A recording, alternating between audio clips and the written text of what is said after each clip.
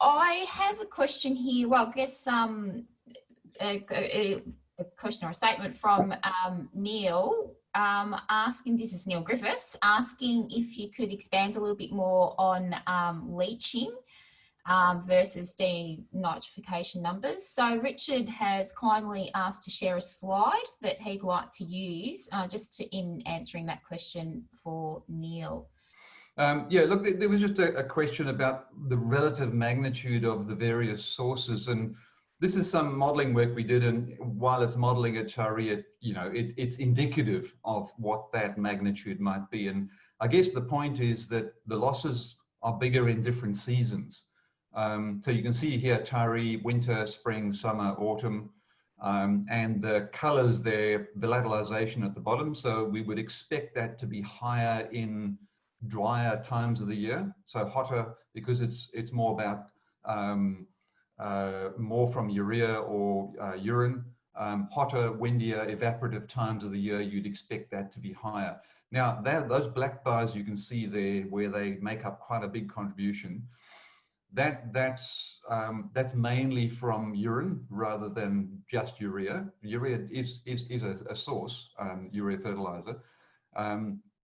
But then when you see leaching, you'd have to be looking for the times when you have larger, when the soil is waterlogged or is full of water, and then you have a large rainfall event. So that would be more episodic, depending on the time of the year. So in this case, for example, in the drier part of the early summer, it might be low, or in the drier part of the summer, it might be low. But in this particular case, I think there was a fair bit of rain in that autumn, so you saw a bit more there. And then the denitrification, again, as per Dave's presentation. I don't know, Neil, Dave, if you wanted to add to that? Yeah, only that it's really soil type dependent. So whether it's lost by leaching or whether it's lost by denitrification, both require high soil nitrate, and it's just really, it either goes up or it goes down. In heavier clay alluvial soils, it's more likely to go up because there's just not that much water movement going down. In the duplex soils, or as Rich said, in the red ferrosols, it's more likely to go down because there's a lot more water movement that will take it down with it. But whenever you have soil nitrate high in the soil, it's just high potential for losses. Marguerite, I saw there was a question about sources and liquids. I have a slide that shows some data on that.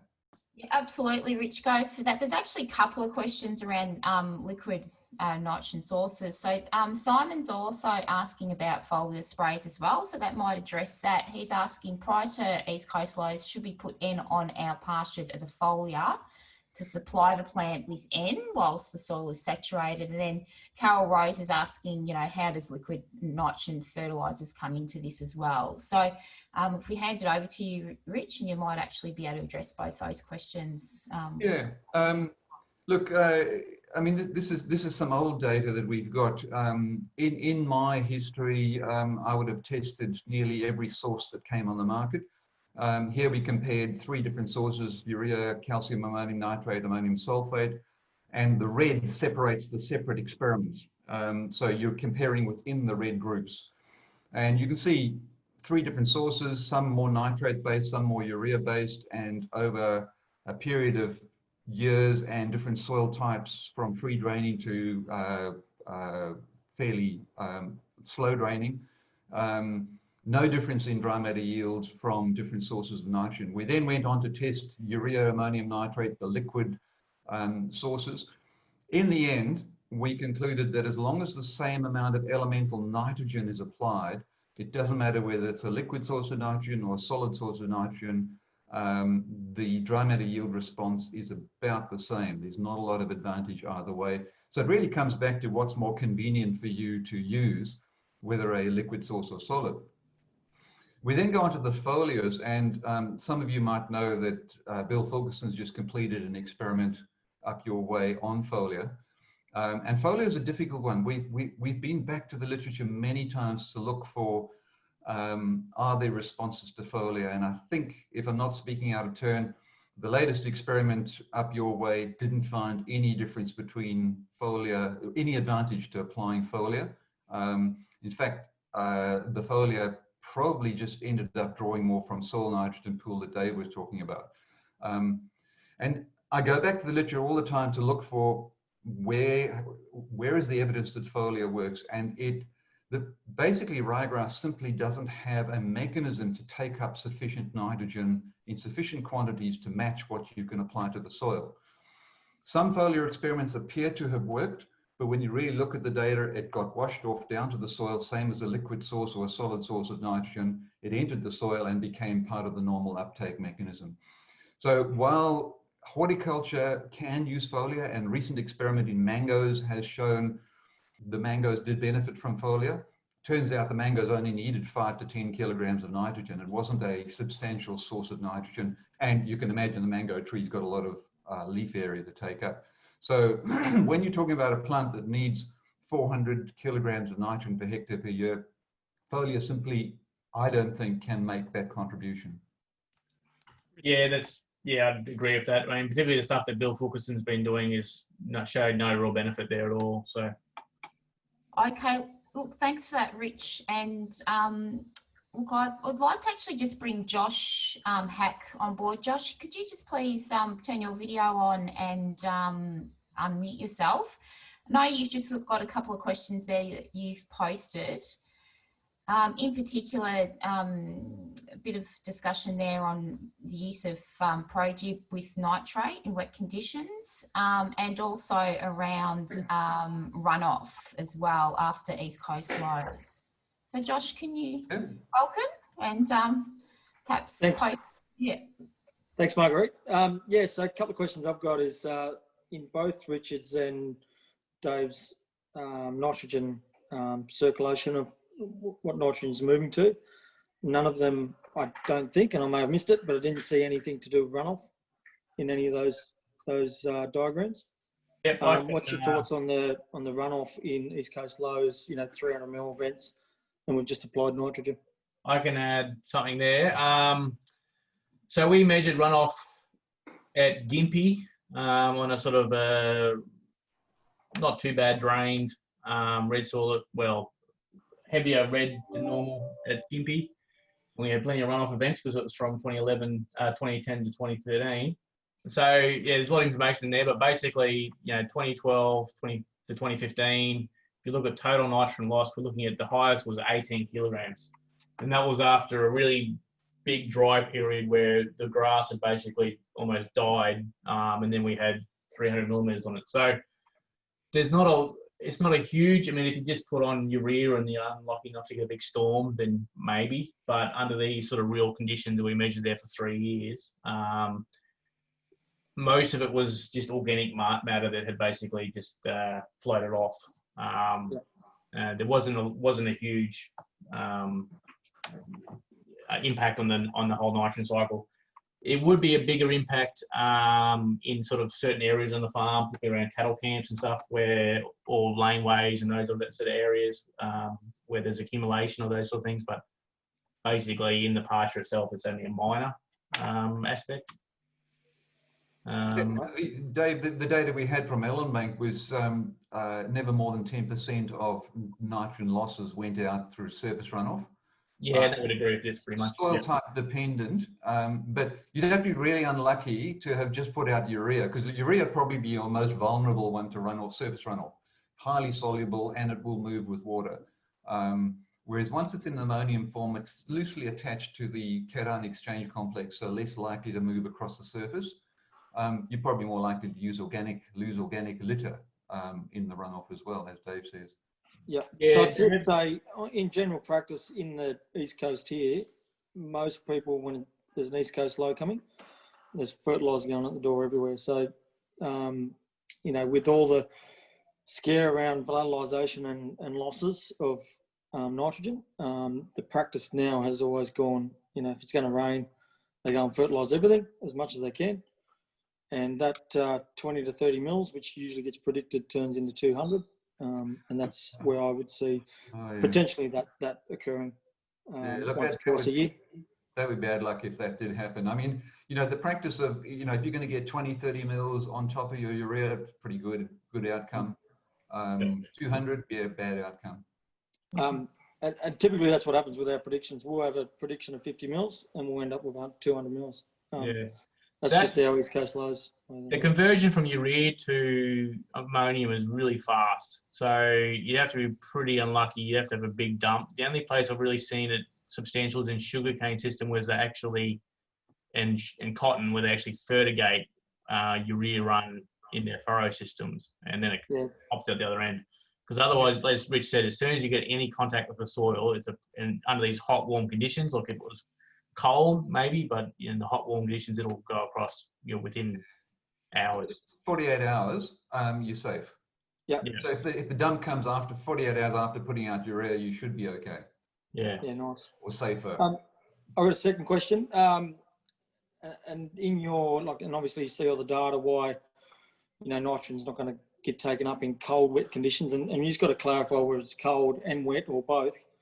But the use of nitrate in cold or nitrate type fertilizers for better, I know there's potential for more losses, but in cold conditions, putting urea out and getting it to convert in cold conditions to be available to plants compared to using nitrate type fertilizers? I reckon, Dave, you can come in on your data here, but I reckon a lot of that information comes from colder climates of the world, where there is a time difference. Like in Victoria, for example, in winter, there's a material difference between sources of nitrogen and availability. So nitrates applied in summer are better taken up, and urea put on cold, wet soils in Victoria in winter, the plant will preferentially take up ammonia under those cold, wet conditions. It's degrees. Because in Victoria, it might actually be as much as 10 days for ammonia, like urea applied, to become nitrate in the soil completely. Whereas in New South Wales, even in your winters, I doubt whether it takes more than 4 to 5 days for urea to become nitrate. Yeah, so at Casino, it doesn't exactly get too cold there, but we've never, and even at Camden, where I suppose it might be a bit colder, but we've never seen a huge delay. I suppose the soil temperatures are still high enough for those processes, or at least they get high enough during the day. If you had a week of really wet, miserable weather, yeah, maybe not. But then also plant growth is also going to be impacted. So I suppose as a general rule of thumb, the microbes are better at doing everything than the plants. The urea initial conversion is just a enzyme conversion, so it is temperature based. But yeah, I don't imagine it's going to be too limiting in these conditions. What would you suggest that temperature needs to be above for the Well, urea? in Victoria, we talk about, once the soil temperature is below 10 to 12 degrees, then that process is really slowed down. But I don't think your soils ever get below 10 degrees in New South Wales, or not the North Coast, I wouldn't imagine. Not for long anyway. Yeah, it does happen here. But yeah, especially if you go up into the hills a bit. Yeah. Like you go to the tablelands, and there's only one dairy up there, but you go to the tablelands, they get snow. So yeah, so in Victoria, we would say for a lot of the regions that are sitting below 10 degrees and are saturated for long periods of time in winter, and when I say that, I mean talking about 3 months at that below 10 degrees and wet, we would say urea is the preferential source of nitrogen, because the plants under those anaerobic conditions preferentially take up ammonia rather than nitrate. So you're better off putting on urea, because that was what the plant wants as well under those anaerobic conditions. It's different in drier soils at the hotter time of the year, because the plant will preferentially take up ammonia nitrate in the warmer time of the year. So. Yep. Yeah, so urea remains probably a good source. And just to add to that, ProGib, have you done any work on ProGib with nitrate sources? So ProGib increases water uptake. Yeah, we've done a fair bit on gibberellic acid. I'm presuming that's the same thing. Yeah. The main action of gibberellic acid is to remove the low temperature threshold for growth of the plant. In other words, it allows the plant to grow at a lower temperature than would normally be. And so for us in Victoria, it only actually works for about 2 applications in the middle of winter. Once you're outside of that, it's just too warm to really be removing any low temperature cutoff. What we have found, though, is a lot of people came back to us and said, if you put on Project in the middle of winter, we get a drop in yield in the next grazing rotation. And that's because you stole nitrogen. So basically, if you don't put it on with nitrogen, you're actually borrowing next grazing rotations some soil nitrogen. And so you should expect a drop in. So we actually say it's not a replacement for nitrogen. It's you should put it on with nitrogen. Whether it's ammonia or nitrate probably doesn't matter as much. It goes to the previous discussion. I would say in Victoria, if you're putting it on the middle of winter, yes, put on urea with it because that's what the plant will be looking for. And the alternative is it would have taken ammonium out of the soil organic matter anyway, which is why you get this depletion effect in the next grazing rotation. Perfect. I've got more questions, but let someone else ask some as well. Oh, you do, Josh. I just would like Peter Beale to come on, please. And I know Pete's got just a couple of questions there to round things off. A couple of questions, Dave. We didn't have this year. We had a lot of rain in autumn. Probably, started in February really quite high, and it was very wet for in and out. Like I remember walking on paddocks in at Tocal, given they'd been irrigated, but they virtually had water running off for a couple of weeks. And so during those, there would have been a lot of in and out of wet and dry, not necessarily a specific East Coast low, but yeah, kikuyu, wet and dry. Would you expect in this year in particular to be quite high?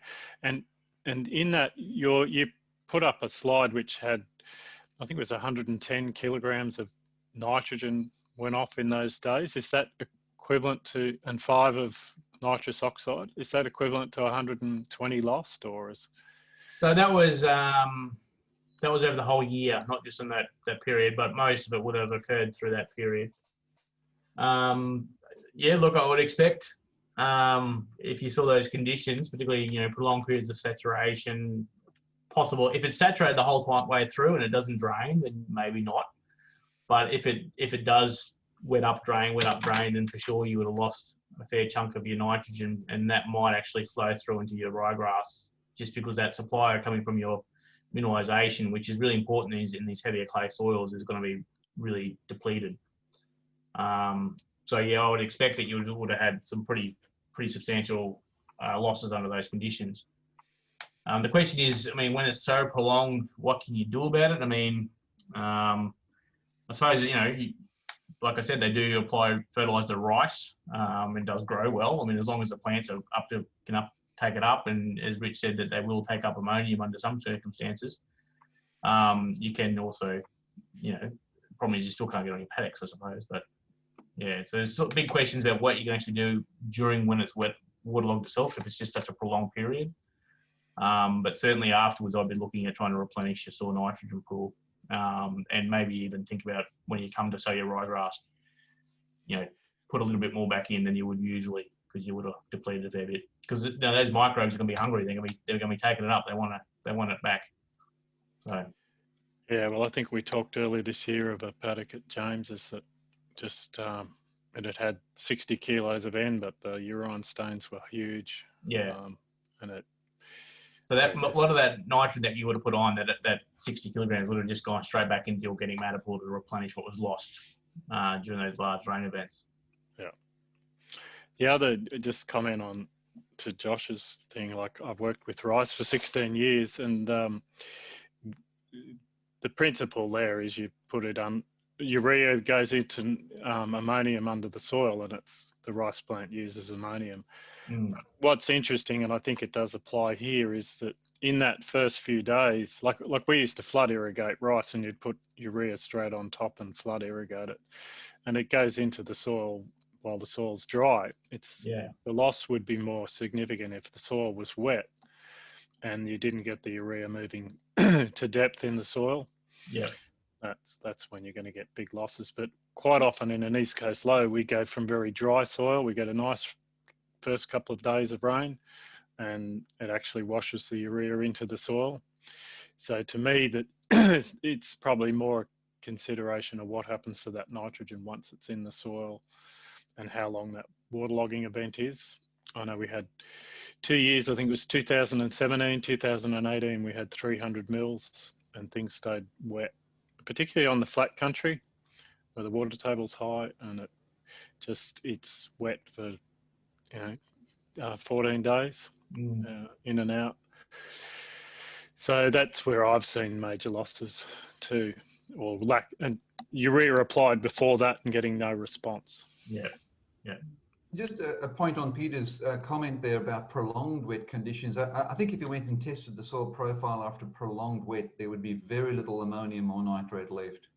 I remember the greener pastures experiment at VAS in Western Australia had that issue where at the end of the, that's a 2 meter sand down to an impervious layer down below, which is part of the sort of coastal table. And so very easy free draining down to that layer. And they would, at the end of winter, they would measure something like 170 parts per million of nitrate sitting down at 2 meters. And then 3 months later, it was gone, the whole lot. And they reckon what was happening is just a massive amount of denitrification taking place with some lateral movement. But, because there was this huge pool of nitrate sitting under saturated conditions for 3 months, it just went out as dinitrogen. Richard, just on that, so this year we've seen like 2 or 3 applications of urea go out in the winter with very little response in some farms. But it's very paddock specific and it's also pasture specific. So I've seen pastures that were planted in March, nearly just down the road, look fantastic through the winter and utilising nitrogen, and even though they're waterlogged or whatever. Yet paddocks that were planted later and didn't get the root growth and didn't get established as well, the urea didn't help them once they got into that winter, and they've looked hungry all the way up until the last month. Yeah, so it's also management stuff outside of when you apply it. I think getting the right pasture to apply it to is just as important. So you'd be saying that perhaps the ones that didn't get a response just planted slightly too late and didn't get enough of a vigorous plant to utilize the nitrogen anyway. That's quite likely. This is 35 years ago, but we used to say if you're going to get that late, then you've got to go for a far more vigorous cultivar, or even switch across to something that like oats or triticale. If you're going to be if you're going to be sort of later than mid-May, you might want to consider another plant species even. I don't know if anyone talks about that. So I guess to explain that too, I've even seen in one paddock, so one paddock where they sowed late, but there was some early plants that reseeded from the year before. So you could see that they were a month or two older plants. So and you look at their root base, they were going down, another 200 or 300 mil more than these newer plants. There's no doubt that from the work we've done, getting on nitrogen before the cold sets in has been shown to have a more vigorous uptake once the cold does set in. In other words, you've got a better root system, you've got a more vigorous plant that's extracting from a larger root volume. Once the cold sets in, you're actually better off. And is there more nitrogen, obviously after the 200 or 300 mils that we had, is there more nitrogen, that 200 or 300 mil down, nitrate available compared to the stuff that's up the top that hasn't converted, or it's whatever's happening, it's not available? Yeah, so I mean, the one thing we forget is travel time. A lot of times, if you're on a highly free draining soil, sand, then nitrogen can move pretty fast down the profile. But if you're on a lesser drained soil, it can take 3 to 6 months for nitrogen to get even 20 centimeters down the soil. So, you apply your nitrogen to the surface, and because ryegrass has got 95% of its roots in the top 5 centimeters, yes, it can take that all up. But once it's moved down to 20 centimeters within sort of 2 to 3 months, you need roots down at that level. You need root volume at that level to get that nitrogen. Yeah, we don't usually see a huge amount of nitrogen accumulating at depth. So I think most of it stays in the top 10 centimeters. That's where most of the organic matter is as well. And that's where we put it on. So in the heavier clay soils, there's not a lot of movement down depth. Okay, look, I think we need to sort of wrap this up now. We actually do have it. It's been very difficult to just confine the discussion to denitrification, obviously. Obviously, this is a very interactive and, you know, there's a lot of cofactors involved and it's difficult not to get into the broader discussion. But we do have another 3 webinars where we will be actually extending upon this discussion we've started today. So I'd like to thank both Richard and David for their presentations and contributions to Q&A in this first webinar. Our second webinar will be in a month's time on October 26th, where we're talking about seasonal nitrogen demand and looking at actual triggers of you know, when to change rate and timing of application. So we've sort of really started on that discussion today, but we'll delve further into that. So I'd like to thank everyone for joining us today. It has been recorded. We will develop up this into a few little shorter videos, so they'll be easy to answer and share around through our local socials and also on the website. So thank you again, both Dave and Rich. Thanks particularly to Peter and Josh for their contributions to the open discussion, and thanks everyone for those that posted some questions as we went along. So I'd just like to quickly signpost people to a couple of resources that Dairy Australia have on their website, which have been developed through the More Profit from Nitrogen program. So Dave and Rich have been integral in the development of these 2 very important resources for the dairy industry. Number 1 is the FERT Smart Nitrogen Guidelines, now much more encompassing of the systems or dairy systems of New South Wales region. So please get onto the website and have a look at those. And also a FERT Smart Nitrogen Pocket Guide, which is a really practical guide. Keep it in your glove box, refer to it around all the sort of different contributing factors around making decisions or better decisions to improve nitrogen use efficiency on dairy farming systems. And again, particularly relevant to our New South Wales dairying systems. So thank you all once again for joining us. Just a quick thank you to the Hunter Local Land Services for supporting this project, and the Australian Government Department of Agriculture and Water and Environment, particularly the Rural R&D for Profit program, who have supported Richard and David in their nitrogen use efficiency research through the More Profit from Nitrogen program.